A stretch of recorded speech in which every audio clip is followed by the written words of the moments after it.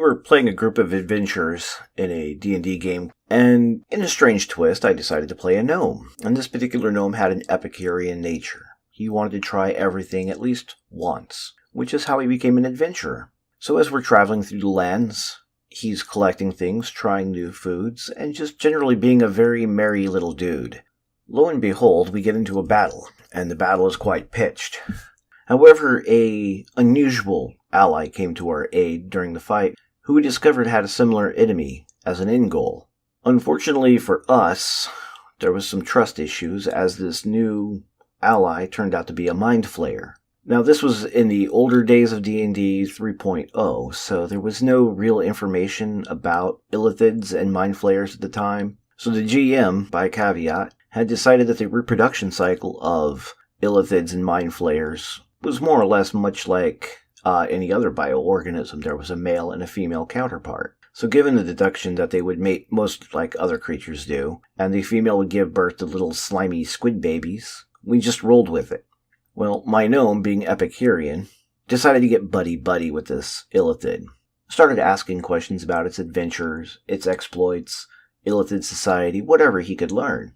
My gnome was generally curious about all things. After some travel and dispatching a few more creatures along the way, it turned out to be really handy to have an illithid as an ally. This particular illithid was on the path of becoming an illithid savant and was betrayed by its master and wished to kill its own master, devour their brain and gain their knowledge. While the rest of the party was all about the killing, I was more about the experience.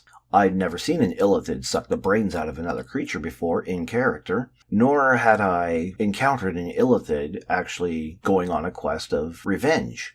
This intrigued me.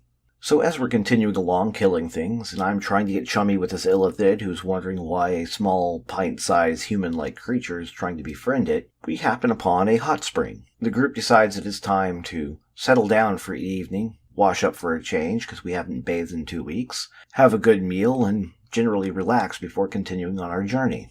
This is when a bad idea hits me. A very bad idea. My gnome had never seen a naked mind flayer either.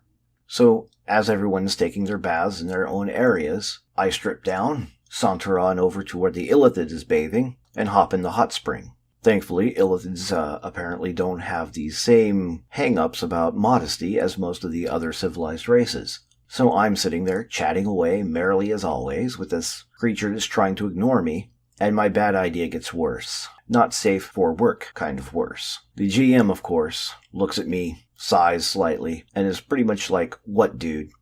I roll to seduce the illithid. He has me make a diplomacy check. Somehow, I manage to pass it. So I slide on in, all suave next to this illithid creature, this little gnome and a female mind flayer thing.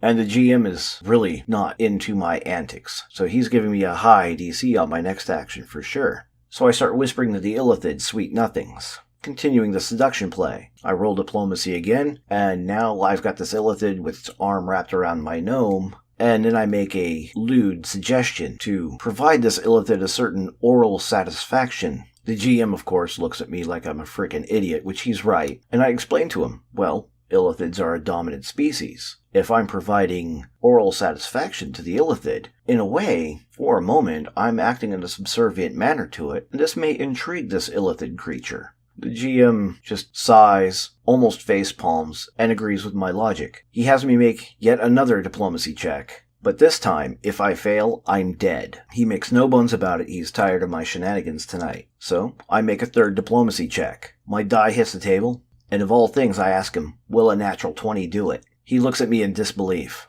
The illithid allows my gnome to entertain it orally, and then he has me make a dexterity check to see how well I perform. I drop my die again. 20.